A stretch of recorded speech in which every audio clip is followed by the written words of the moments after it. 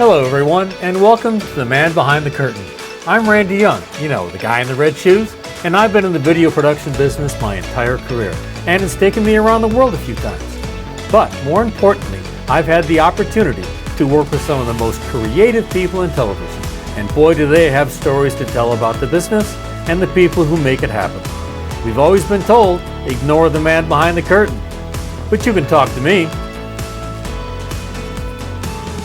Okay, let's get started. I'm sitting here with Melinda Degucz. I've known her longer than I've known most people in my life.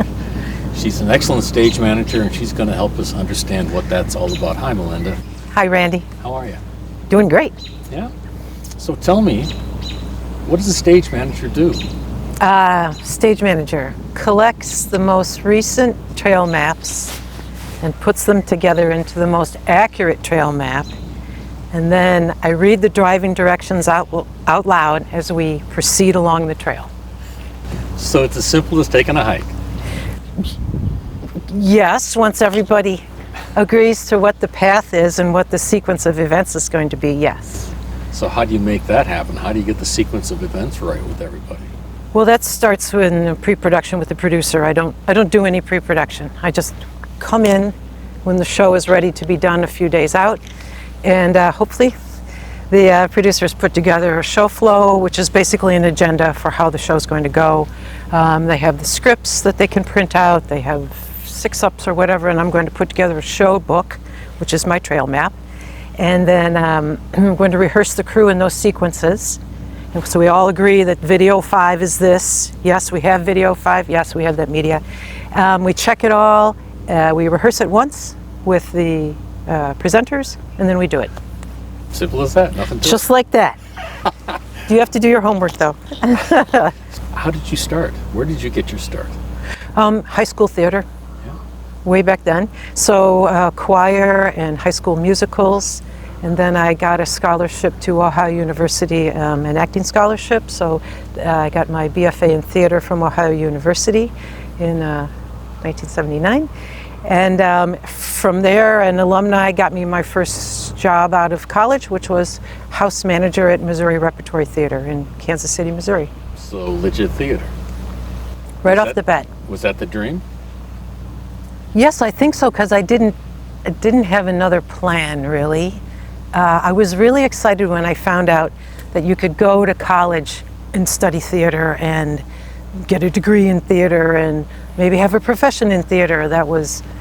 I thought that was pretty cool. I never really thought about what college was going to be or what I was going to do there. So I was excited to have that path. And how long were you at the first theater? We opened that summer in a performing arts center, $12 million performing arts center for the music, dance, and theater departments at University of Missouri, Kansas City. I worked with contractors to prepare all the public spaces, and then the Dean of Fine Arts asked me if I would become the manager for the whole building, because they needed someone starting in the school year to run the building on a daily basis and come up with operating manuals and speeches to front of house and things like that. So I worked with the deans of the different departments and put that together. So how long did the legit theater last? That lasted 3 months, and then I was a university employee for about a year. But while I was at the theater at University of Missouri, Kansas City, I met an audio engineer who made the jump to Goodman Theater in Chicago. And he came back to visit, and he said, Melinda, you got to come to Chicago. It's where it's happening. Goodman is where it's happening. Let's see if we can get you a job there. So I got a job as a house manager, once again, which is something I'd also done in college. It's something I'm really easy with, talking to the public and things. So a year as a house manager at the Goodman, and then there was an opening backstage for stage management. I applied for that. I got my union card, Actors Equity Association union card, as an assistant stage manager at the Goodman. How long were you at the Goodman? 5 years. So that was a good run there. Oh yeah, good training. Well, it's a great theater. Well, it's the old Goodman, right? So where the new wing of the Art Institute is, that's where we were on Columbus Drive. And we were there in the heyday of things. Greg Mosier was the artistic director, and You know, we were doing 6 shows a year, and maybe the 6th show ran through the summer, and we were taking shows to Broadway. It was a really exciting time to be there. So why did you get out of legit theater? The production stage manager I was working with had some health issues, and so I took over as production stage manager on a show, and then he recovered, and he came back, and they said, and now Melinda, you may go back to being an assistant stage manager. And I thought, I don't know if I could do that. Yeah. And I was sort of getting bored with things in the theater.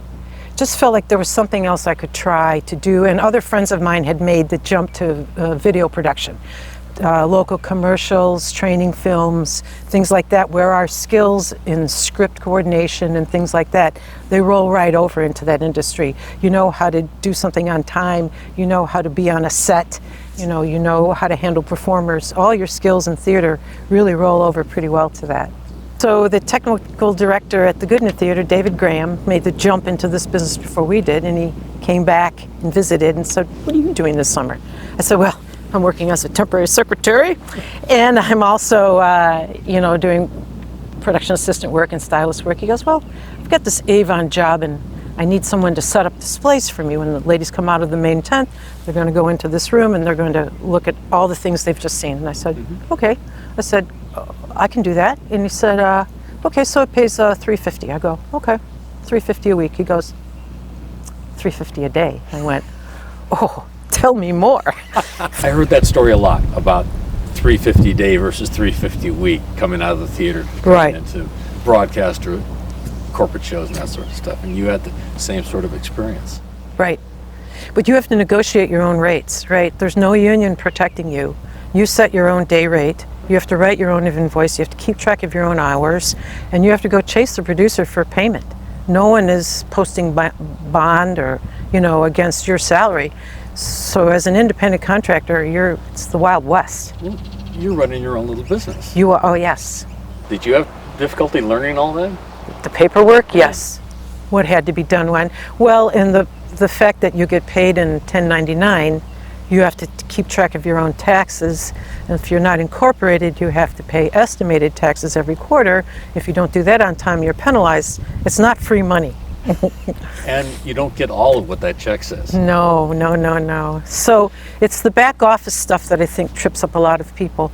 And you have to have money in the bank to start this business. I mean, to build your book of business, these are the clients that are going to hire you, whatever your job is.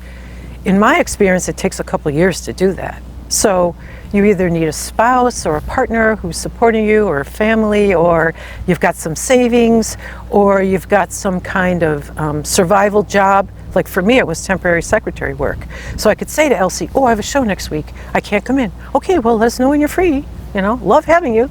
So little things like that while you're building your book of business, and you can finally say, I'm not going to do this survival job anymore. I have enough work coming in that I can say, this is what I'm going to do, so that you're available when the work comes in.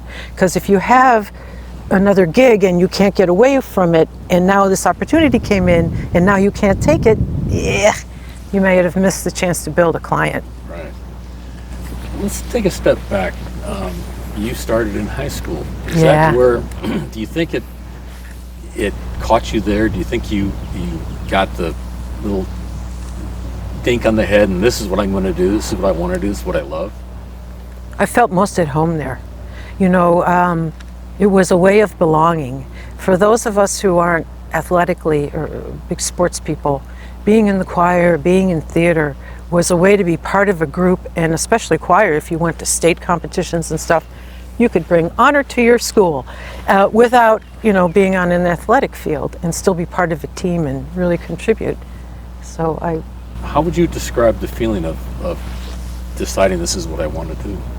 I guess it would just be deep happiness, like in the moment. There is a step, though, where you realize you can't be a performer your whole life. That was a hard thing. I actually almost left college because I didn't make the cut for the acting program, and I'm like, well, I have no plan after this. And I went home and told my parents that I would be quitting college, and they said, no, I don't think so. Back you go. And it was actually one of my teachers who rescued me and sort of pointed me towards stage management. He was a directing teacher for the graduate students, and he had a number of graduate students who had to do thesis projects, who had to do performance shows in order to graduate. So they needed stage managers, and that's kind of how I got that training too at school. Okay. Yeah. People describe it as a passion. Would you use that word? I guess it's a passion, but As opposed to a job. oh yes, yes. It's not just a job. No, because of the people that you work with. You know, it's a communal environment, and you get to work with lots of different people and be the fly on the wall at different speeches and hear what people are discussing and not be responsible for any of it. Tell me about the people. Why is it the people? Well, you know, so many people, our industry is so complicated now, and it takes a lot of really talented people to make it all come together. But that talent, you also have to be flexible and willing to work with other people. And I really like joining forces and making something new and bringing people together under one shared vision. I think that's pretty cool when you can move an audience or you can get them to think a different way because of production things that you put together on stage and that you really worked hard on. I think it's a pretty good ability to have.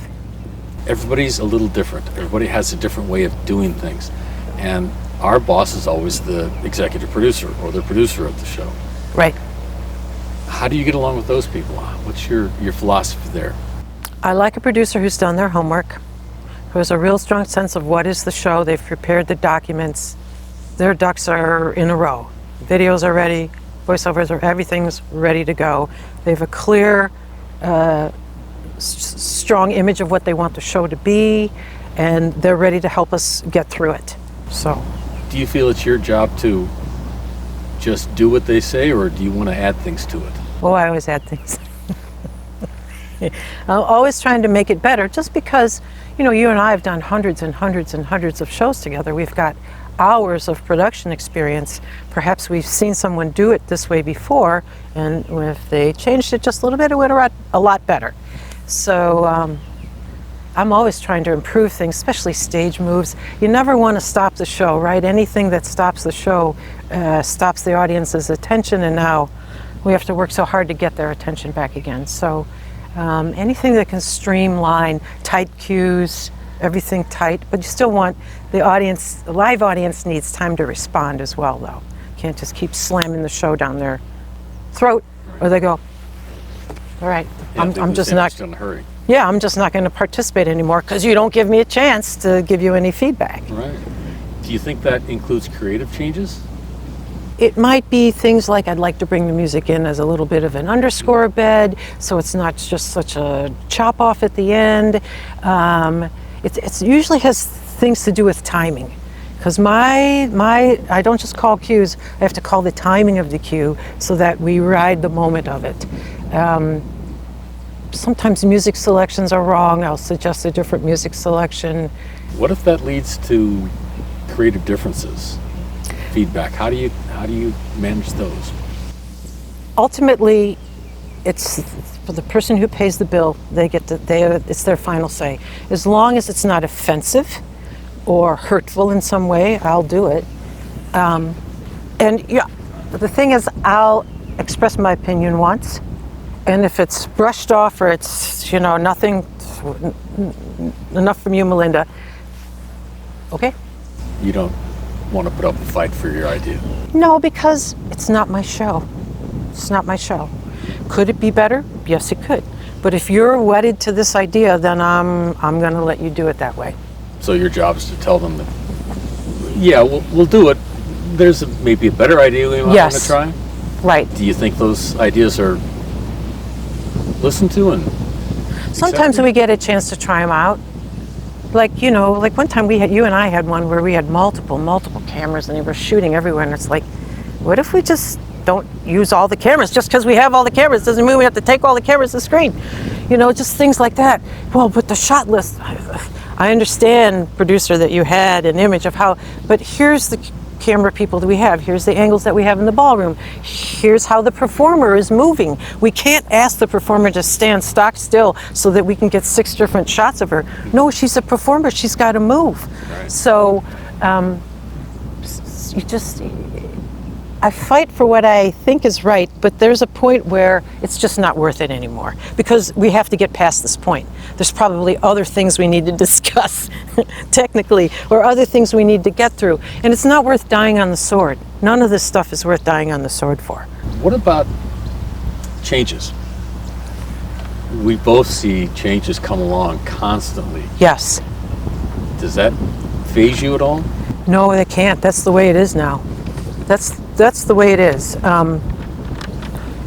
Given the pace of business, a lot of these executives don't focus on anything until they arrive on site because they just came from the last fire that they had to put out, and now they can truly deal with things here.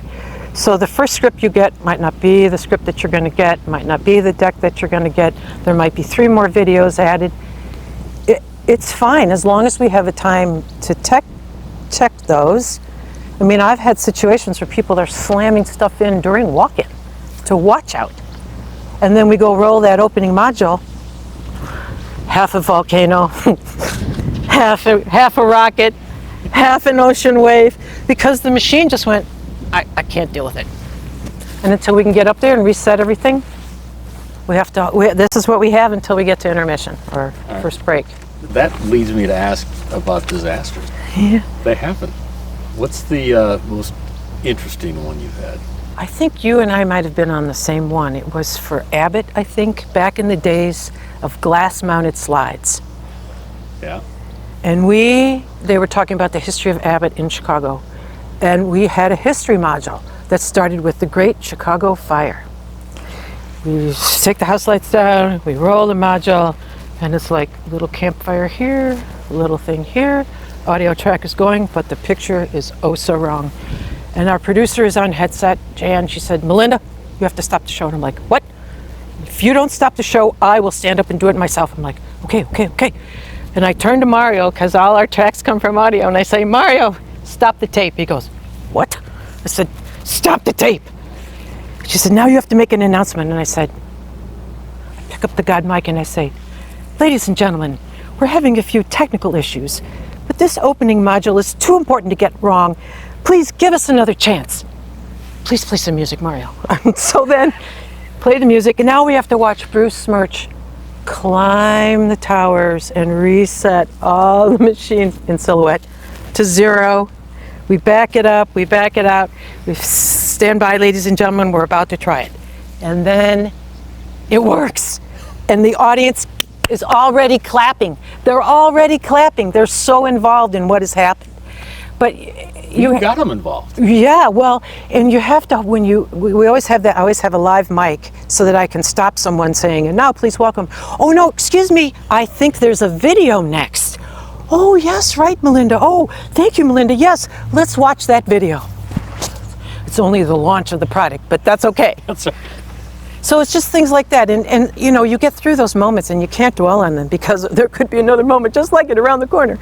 So it's in the moment. You have to be ready and hope that the right words come to you when you need to make those announcements. And sometimes when they want me to make announcements at the end of the show, I'll try to write them out. Actually, so I don't like to do things ad lib because sometimes it doesn't come out right.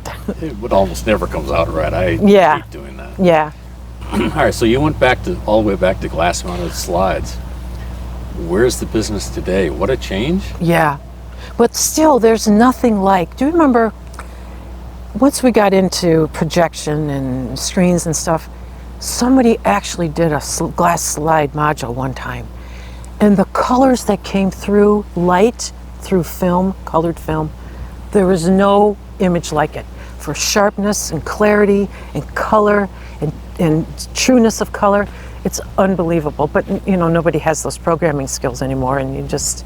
The programming skills, the equipment, the technology none of it. For it. It's all gone. It's all gone. But those were pretty cool. Is it gone for the better?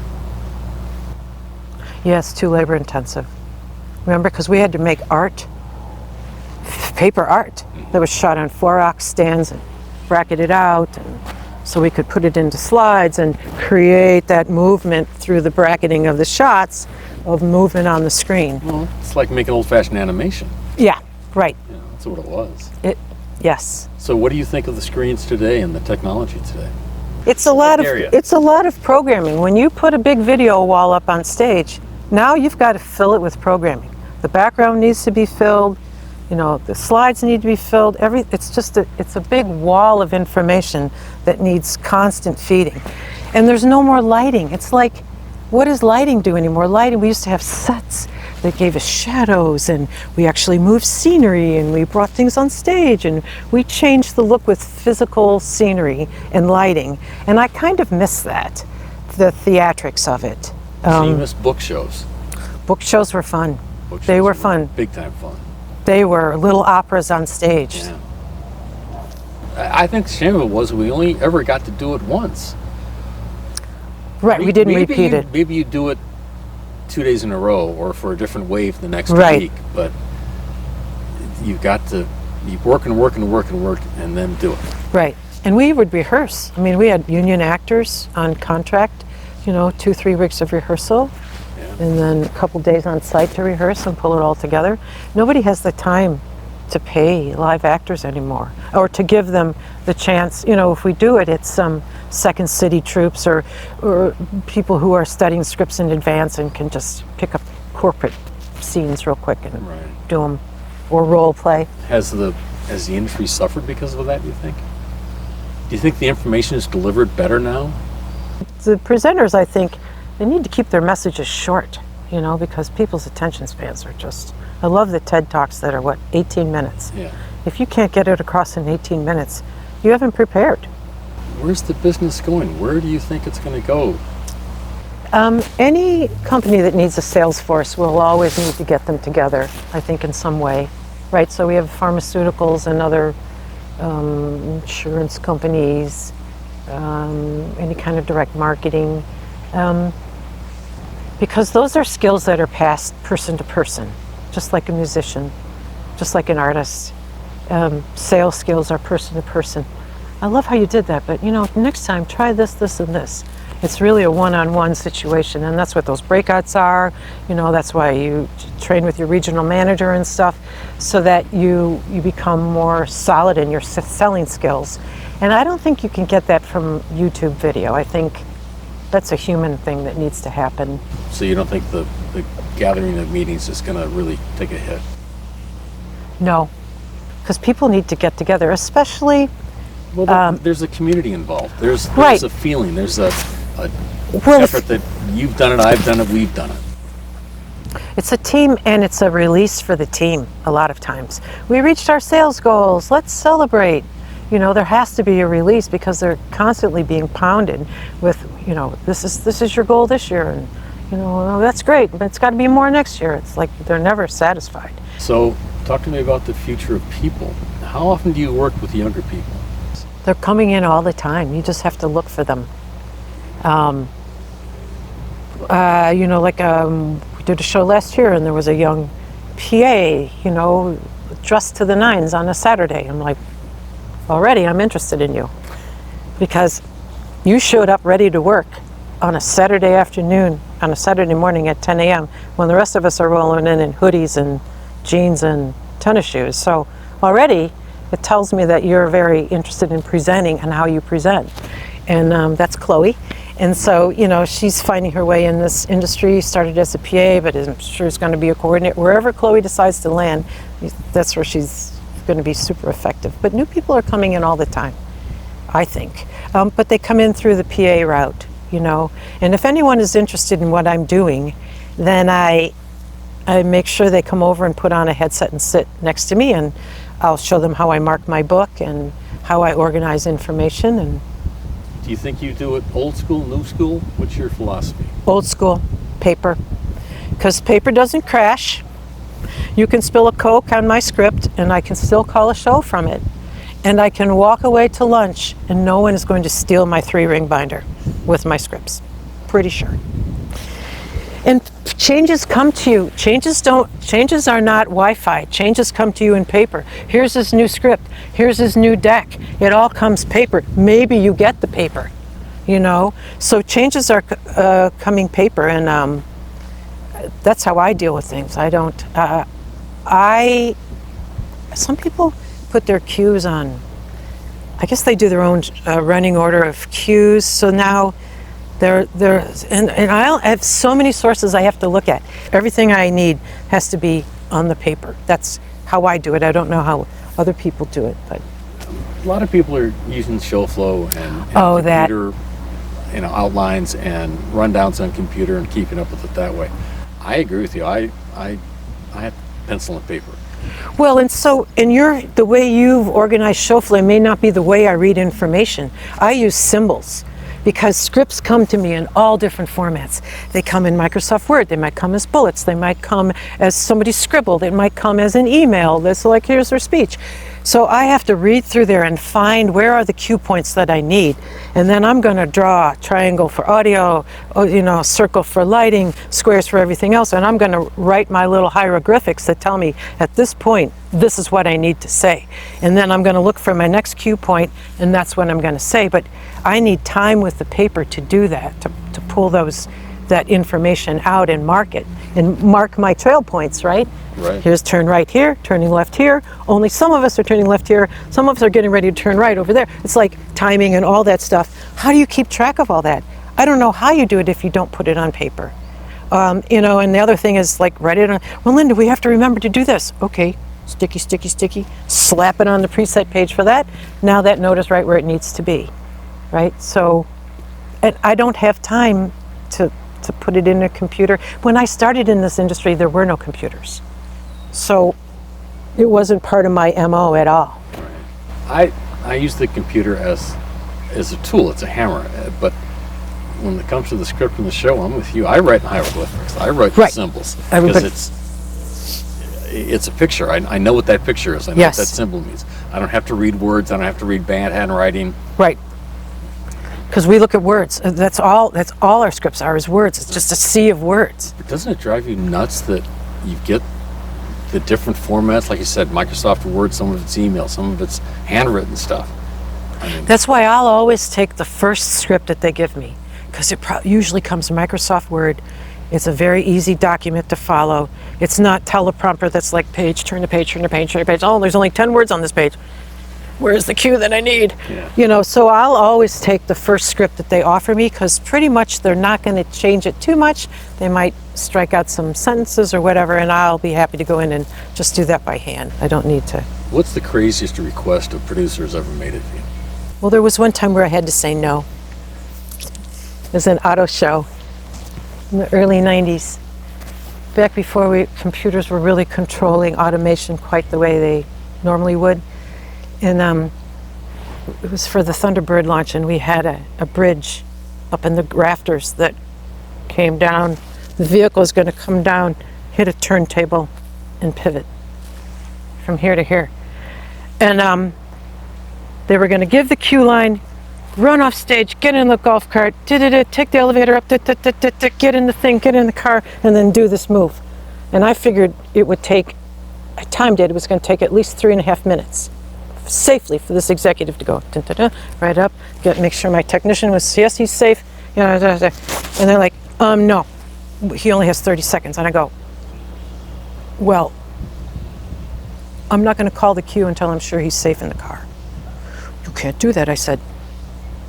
It's a safety issue. So that was like big powwow. And the good thing was that the lighting director also agreed with me that there was not enough time.